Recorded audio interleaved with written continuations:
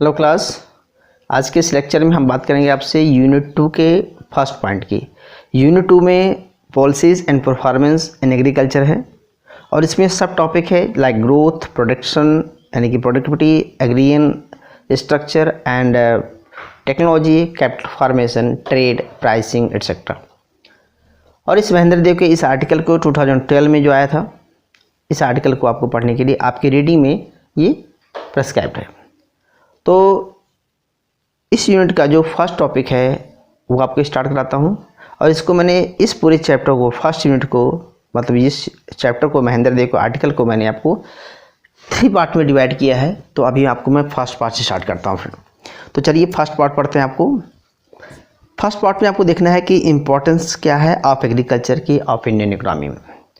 Indian economy में, हमारी country में इम्पोर्टेंस क्या है एग्रीकल्चर की। और ये जो चीज़ें हैं, आर्टिकल का फर्स्ट पैराग्राफ, फर्स्ट पेज आप देख सकते हैं, उसको मैं समराइज कर रहा हूँ friend. Agriculture play an initial role in the process of economic development of less development country like India. Besides providing the food of nations, agriculture relates labors, providing a saving contribution to market and industrial goods and the foreign exchange. So how many topics you can cover? You can choose. Agriculture development is an integral part of overall economic development in India. Agriculture was the main source of the national income and occupation at the time of independence. Agriculture and allied activities contributed to nearly 50% of Indian national income. Around 72% to total working population was engaged in agriculture. These confirm that Indian economy was a backward and agriculture-based economy at the time of independence. But after 61-year independence, the share of agriculture in total national income declined from the 50% to 50 to 18% in 2007-8. But even today, more than 60% of workforce to engaged in agriculture. In spite of this, it is also an important feature of agriculture that is to note that growth of other sectors and overall economy depend on the performance of agriculture to considerable extent. Because of these reasons, of the agriculture continue to be a dominant sector in economy. So आप लोगों को इसमें से क्या points मिले, हम इसको cover कर देते हैं। देखिए पॉइंट्स आपको क्या मिला कि डोमिनेंट सेक्टर है फ्रेंड, एक कह सकते हैं, और एक मैक्सिमम वर्कफोर्स एम्प्लॉय है यहाँ पर, यानी एम्प्लॉयमेंट की बात कर रहा है। साथ साथ कह रहा है कि अराउंड 70% वर्क पॉपुलेशन है। फिर आप बात करते हैं कि इसमें इंडस्ट्रियल इस पर डिपेंड है, फॉरेन एक्सचेंज हमें मिलता है, food nation, food of nation यानी कि social security and food security की बात कर रहा है यहाँ पर। साथ के साथ हम देते हैं लेबर की बात करेंगे, सेविंग की बात कर रहा है यहाँ पर, तो नेशनल इनकम का मेन सोर्सेज की बात कर रहा है। इस तरह से बहुत सारे पॉइंट्स आपको यहाँ से मिल रहे हैं। तो हम फर्स्ट पॉइंट को, फर्स्ट पैराग्राफ को समराइज करके बोलेंगे कि importance of agriculture in the economy क्या मिला। तो लिखिए, first contribution in GDP, please note down. Second, sources of potential saving, clear है, क्योंकि हमारी एग्रीकल्चर की मोस्ट जो सेविंग है, क्योंकि हमारी इकोनॉमी एग्रीकल्चर बेस्ड इकोनॉमी है और एग्रीकल्चर में मैक्सिमम अगर 54% या 60% population working in agriculture sector है, तो एग्रीकल्चर की जो डिपेंडेंसी है, उनकी जो सेविंग है वो कहीं ना कहीं जो है एग्रीकल्चर सेक्टर से आ रही है। क्योंकि स्मॉल सेविंग की बात करते हैं, डोमेस्टिक सेविंग की बात करते हैं, तो ये मेन सोर्सेस है। और कंट्रीब्यूशन ऑफ जीडीपी का मतलब होता है कि हमारी इकोनॉमी में अगर 100 रुपीज़ इनकम आ रही है तो उसमें से 18 या 20% अभी भी जीडीपी में एग्रीकल्चर का कंट्रीब्यूशन है, क्योंकि बेसिकली चेंज हुआ है, सर्विस सेक्टर 56% तक पहुंच चुका है। स्टार्टिंग में जहाँ पर 50% एग्रीकल्चर था, 60% 75% एग्रीकल्चर का था, जीडीपी में कंट्रीब्यूशन वही आज 18% हो गया। तो नो ड्रास्टिक चेंज है, स्ट्रक्चरल चेंज है, इसकी वजह से आ गया। तो 2 पॉइंट्स मिले, कंट्रीब्यूशन ऑफ एम्प्लॉयमेंट, ठीक है, नियर अबाउट अभी भी 54% है। जब हम 1950 में जहाँ पर हम 75% पॉपुलेशन या 70% पॉपुलेशन वर्किंग एग्रीकल्चर थी, आज वो 54% है, नियर अबाउट 60% के आसपास आती है। तो कंट्रीब्यूशन ऑफ एम्प्लॉयमेंट की बात करते हैं। एम्प्लॉयमेंट और एग्रीकल्चर से जुड़ी हुई जितनी भी अलाइड एक्टिविटीज़ है उसकी बात कर रहा है यहाँ पर। थर्ड बात करते हैं forward and backward linkage effect. ये पॉइंट छूट गया था मेरा। फॉरवर्ड बैकवर्ड लिंकेज इफेक्ट मतलब कि इंडस्ट्री और एग्रीकल्चर पे डिपेंड है और एग्रीकल्चर इंडस्ट्री पे डिपेंड है, और कहीं ना कहीं इंडस्ट्री में काम करने वाले जो पॉपुलेशन है या सर्विस सेक्टर में काम करने वाली पॉपुलेशन है वो एग्रीकल्चर पे डिपेंड है। तो agriculture is most on dominant sector होता जा रहा है। नेक्स्ट पॉइंट बना लेते हैं friend, contribution to trade. Contribution in trade, आज हम एक्सपोर्ट करते हैं, बहुत कम मात्रा में इंपोर्ट कर रहे हैं, तो यानी कि जो भी हमारी इकोनॉमी है एक्सपोर्ट है मोस्टली जो भी है, ड्यूरेबल गुड्स को छोड़ करके नॉन ड्यूरेबल गुड्स जितना भी एक्सपोर्ट कर रहे हैं कहीं ना कहीं वो एग्रीकल्चर बेस्ड है और एग्रीकल्चर की एक्टिविटीज़ पर डिपेंड है, चाहे फिशिंग हो, चाहे माइनिंग हो, चाहे हार्टिकल्चर हो, चाहे फ्लोरिकल्चर हो, चाहे सेरिकल्चर हो, इन सब की हम बात कर रहे हैं। नेक्स्ट बात करते हैं reduction poverty and disparities. India में अभी भी 21, 22%, 23% पॉपुलेशन बिलो पॉवर्टी लाइन है, और मोस्टली जो पॉवर्टी लाइन है, चाहे वो मार्जिनाइज्ड ग्रुप हो, चाहे लेबर ग्रुप हो, वो कहीं ना कहीं एग्रीकल्चर पे ही वर्क कर रहा है। तो एग्रीकल्चर एक मोस्ट डोमिनेंट सेक्टर है जो कि पॉवर्टी का रिडक्शन करता है, डिस्पैरिटीज कम करता है, सोशल सिक्योरिटी, सोशल सोसाइटी में जो डिस्पैरिटीज है वो भी कम करने में बहुत इंपॉर्टेंट रोल है। इंक्लूसिव ग्रोथ, आज हम कोई भी गवर्नमेंट आती है इंक्लूसिव ग्रोथ की बात करती है, और इंक्लूसिव ग्रोथ की बात करने के लिए गवर्नमेंट एग्रीकल्चर पे फोकस कर रही है, स्मॉल स्केल पे फोकस कर रही है, स्मॉल स्केल इंडस्ट्री एग्रीकल्चर पे बेस्ड है। और तो इंक्लूसिव ग्रोथ का मतलब होता है कि सबका समान, सबका विकास। रूरल एरिया में जो भी वुमेंस है, चाहे मार्जिनाइज्ड ग्रुप हो, चाहे लेबर हो, चाहे अनस्किल्ड वर्कर हो, वो कहीं ना कहीं एग्रीकल्चर पे बेस्ड है।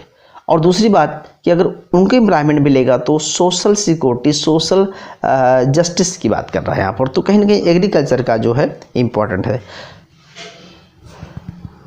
लार्ज, तो फ्रेंड्स ये था स्टूडेंट कि ये सारे पॉइंट्स आपको नोट करने हैं, इम्पोर्टेंस क्या है अब एग्रीकल्चर इकोनॉमी की। अब हम बात करते हैं, दूसरा पॉइंट लेते हैं आपकी जो रीडिंग में है, performance of agriculture.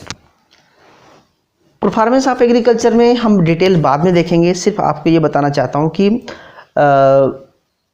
After independence growth rate of agriculture क्या रहा है, एग्रीकल्चर का जीडीपी में शेयर क्या रहा है, और साथ साथ देखेंगे कि एम्प्लॉयमेंट में कितना % कंट्रीब्यूशन है एम्प्लॉयमेंट का एग्रीकल्चर का।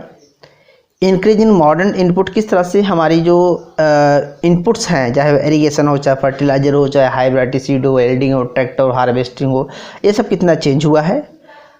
एग्रीकल्चर को कैसे कमर्शलाइजेशन हो चुका है, और किस तरह से लार्ज लेवल पे रीजनल डिस्पैरिटीज आई है। तो आपके अकॉर्डिंग टू आर्टिकल्स हमें ये चीज़ें पॉइंट्स फाइंड आउट किया है, और उसको हम 1 by 1 डिटेल पढ़ते हैं। चलिए स्टार्ट करते हैं। सबसे पहली बात करते हैं, थोड़ा सा ब्रीफ नॉलेज ले लीजिए। Indian agriculture has processed not only the output yield term but the structure changes have also contributed. हमारी इकोनॉमी में स्ट्रक्चर चेंजेस आए हैं, मॉडर्नाइजेशन आ गया एग्रीकल्चर में, ट्रेडिशनल एग्रीकल्चर भी अभी नहीं कर रहे हैं। तो स्ट्रक्चर चेंज आने के मतलब है कि जहाँ पर सिर्फ पेडी, राइस और मोटे अनाजों का प्रोडक्शन होता था, आज एग्रीकल्चर को कमर्शलाइजेशन कर दिया गया है। All these development in Indian agriculture are contributed to series of step initial Indian government.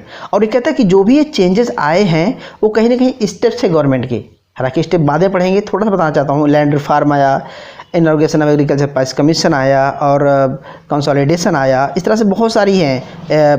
Price set हुआ, इन्वेस्टमेंट इन रिसर्च में हुआ है, एक्सटेंशन ऑफ सर्विस हुआ कह सकते हैं आप, और इन्वेस्टमेंट की बात कर रहे हैं यहाँ पर, एग्रीकल्चर प्राइस कमीशन की बात कर रहे हैं, लेबर रिफॉर्म की बात कर रहे हैं, ठीक है, और इस तरह से रूरल इंफ्रास्ट्रक्चर की बात कर रहे हैं। तो इन सब के स्टेप से कहीं न कहीं एग्रीकल्चर की प्रोडक्शन और प्रोडक्टिविटी दोनों को बढ़ी है। इसी वजह से साथ साथ ग्रोथ रेट भी चेंज हुआ है। Since independence India made has much progress in agriculture and Indian agriculture are grow in the rate of 1% per annum during the 50 year. लेकिन आज हम 2.6 पर annum हो रहा है hectares. Post independent era expansion of the area was main source of the period of land area under the agriculture protection has decline. No doubt कि agriculture का जो लैंड एरिया है, होल्डिंग एरिया डिक्लाइन हुई है, क्योंकि population तेज़ी से बढ़ी है और उसकी वजह से हमारा लैंड्स कम होता जा रहा है। पहले लैंड हो रही है ज़्यादा था, लेकिन अभी प्रोडक्टिविटी प्रोडक्शन चेंज हो रहा है, agriculture production. Other important fact, the progress of the agriculture sources eradication dependency of import और फूड ग्रेन्स।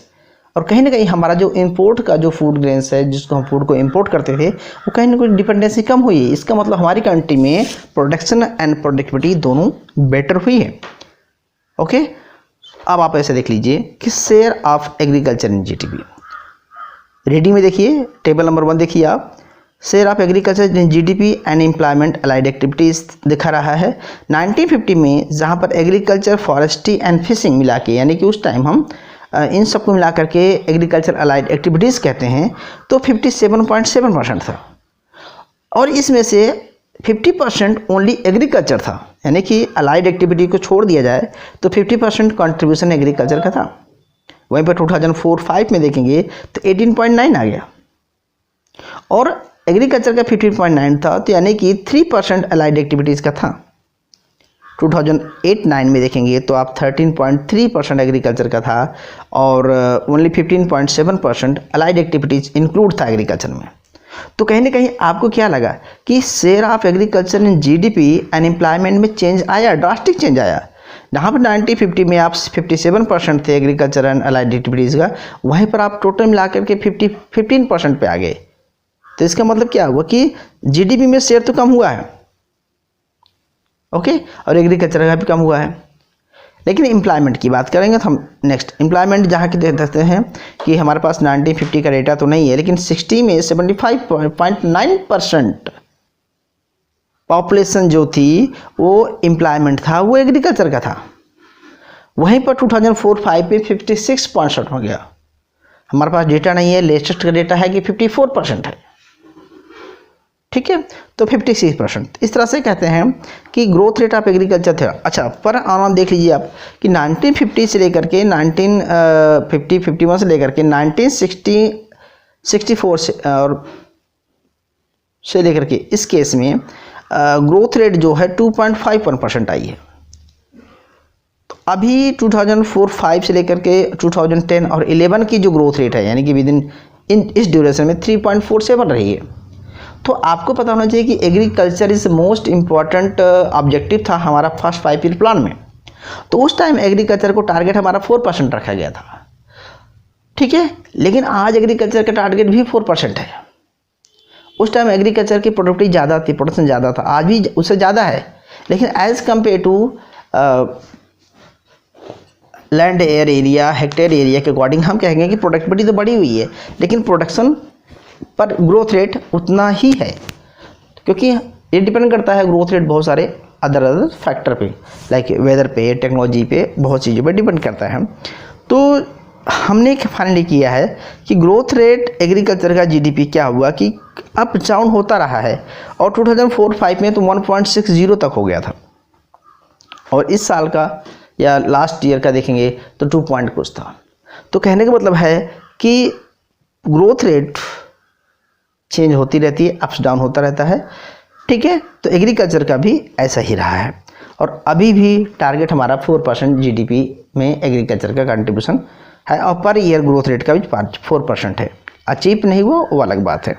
नेक्स्ट बात करते हैं growth rate of area and output और यील्डिंग की बात करेंगे। इसमें आप देखेंगे कि हमने इसको आपके टेबल में देखिए, टेबल नंबर 3 देख सकते हैं, आपकी रीडिंग में है कि जो ऑल क्रॉप्स है और फूड ग्रेन है एंड नॉन फूड ग्रेन्स है।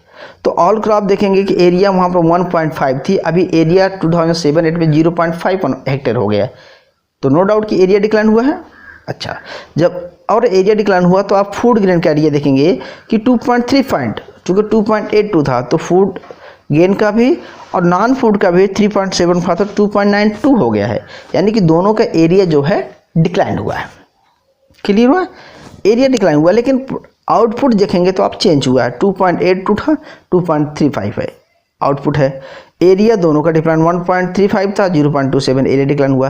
तो इस टेबल को अच्छी तरह से आप लिख लेना, और फाइनली आपका कंक्लूजन रहेगा कि नॉन फूड ग्रेन्स दोनों का जो है एरिया डिक्लाइन हुआ है, लेकिन प्रोडक्शन और प्रोडक्टिविटी भी डिक्लाइन हुई है, लेकिन as compare to food grain का 2.35 हो गया है। तो अप्स डाउन था, यहीं पर 90 के आसपास देखेंगे तो 2.85 था, अगेन था। तो अप्स डाउन फूड ग्रेन में आए हैं, इसको आप समझ लेना। नेक्स्ट बात करते हैं, the growth rate was output all crops decentralise from the 2.9% to 1.57% आई है। ठीक है, इस तरह से और भी सेक्टर को हम देख सकते हैं, इतना रिक्वायरमेंट आपको नहीं है। अब हम बात करते हैं कमर्शियलाइजेशन ऑफ एग्रीकल्चर की। तो कमर्शियलाइजेशन ऑफ एग्रीकल्चर में मीनिंग क्या होता है कि commercialisation of agriculture was means the production of agriculture crop for sale in the market rather than the family consumption. तो नो डाउट कि पिछले 10-20 सालों में एग्रीकल्चर को सिर्फ लेवलीहुड के लिए नहीं कर रहे हैं, वी आर एक्सपोर्टिंग कर रहे हैं, मार्केट के लिए प्रोडक्शन कर रहे हैं। आज का फार्मर जो है प्रोडक्शन प्रोडक्ट अपने लिए नहीं कर रहा है। तो कहने का मतलब है कि मार्केट में कमर्शियलाइजेशन हो गया है। पहले हम सिर्फ मोटे अनाजों का प्रोडक्शन करते थे, अभी क्या है, क्रॉप जो भी क्रॉपिंग एरिया कर रहे हैं वो मल्टी डायमेंशन कर रहे हैं।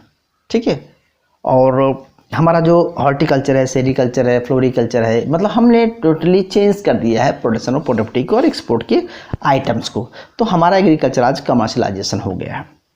ठीक है, रीजनल डिस्पैरिटीज इन फार्म प्रोडक्टिविटी। आप बोलेंगे ये बात कहाँ से आई, क्योंकि नो डाउट कि जो रिच कंट्री, जो रिच स्टेट हैं, उनके पास फार्मर रिच हैं, उन्होंने हाई वैरायटी सीड और एल्डिंग और फर्टिलाइजर यूज़ किया, सब कुछ किया, और उनकी प्रोडक्टिविटी बेटर है। और वहीं पर कुछ स्टेट हैं इंडिया के जिनकी प्रोडक्शन प्रोडक्टिविटी कम है। वो कई रीजन हो सकता है, चाहे फार्मर की इनकम हो, चाहे लेबर टेक्नोलॉजी की बात हो, चाहे उनके पास इंफ्रास्ट्रक्चर की बात हो, किसी न किसी वजह से डिस्पैरिटीज है। सो आप थोड़ा सा देख सकते हैं कि there was a wide disparity of the income level of the farmer और the per hectare basis the across the state. Per hectare मतलब कि अगर मैं देखूं तो पंजाब वगैरह में पर हेक्टेयर बहुत ज़्यादा है, हरियाणा में ज़्यादा है, वहीं पर यूपी, ईस्टर्न यूपी या अदर स्टेट में बहुत कम है। ठीक है, झारखंड बिहार में कम है। तो यानी कि डिफरेंट स्टेट में डिफरेंट सिचुएशन है। So information that yielding per hectare yielding की बात कर रहे हैं। ठीक है, और doubt the variation of the income. तो हम डिस्पैरिटीज कहाँ देख रहे हैं, प्रोडक्शन प्रोडक्टिविटी में डिफरेंस देख रहे हैं, पर हेक्टेयर इल्डिंग की डिफरेंस देख रहे हैं, फार्मर की इनकम में डिस्पैरिटीज देख रहे हैं, और क्रॉपिंग वाइज भी डिस्पैरिटी देख लेते हैं। किसी स्टेट में कुछ, जैसे गन्ना यूपी में ज़्यादा होता है, मध्य प्रदेश में, तो यूपी में ज़्यादा होता है, तो पंजाब में पेडी राइस ज़्यादा होता है, वीट का पोर्शन यूपी में ज़्यादा होता है। तो डिफरेंट डिस्ट्रिक्ट में डिफरेंट है।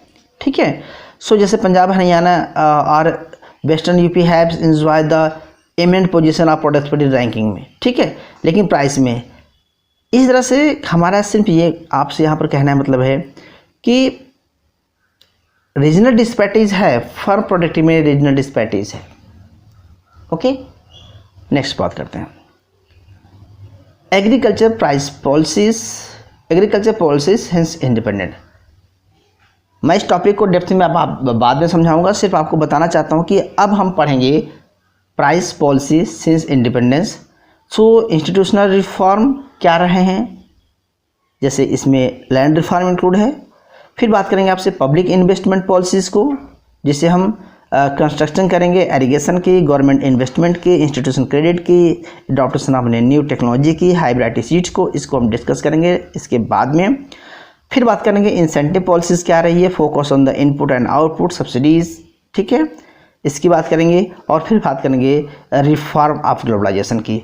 तो क्लास मैं ये कहना चाहता हूँ कि एग्रीकल्चर पॉलिसी सिंस इंडिपेंडेंस, ये जो स्टेप्स हैं, रिफॉर्म हैं, इसको हम नेक्स्ट वीडियो में करेंगे। और इसके रिफॉर्म के बाद फिर हम देखेंगे कि अभी भी हमारे पास क्या चैलेंजेस हैं। इन दोनों चीज़ों को नेक्स्ट वीडियो में देखेंगे। तब तक के लिए आप लोग पढ़ लीजिए, रीडिंग को एक बार समझ लीजिएगा। कोई डाउट तो प्लीज़ मैसेज मी।